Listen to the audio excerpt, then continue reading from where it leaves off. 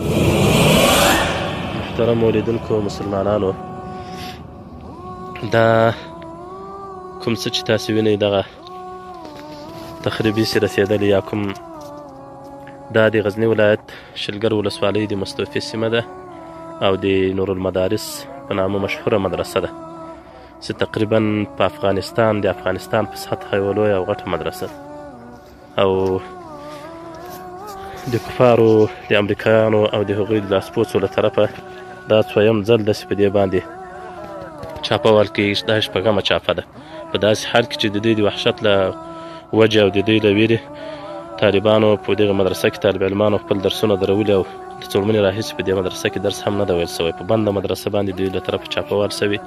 دا یو کارتینر چې د دوی مهمات د مدرسې دغه دیګ بخارونه و چایجوشونه و ګشتبې دا شیان پکې ایښي وو دغو ته یې پټاونه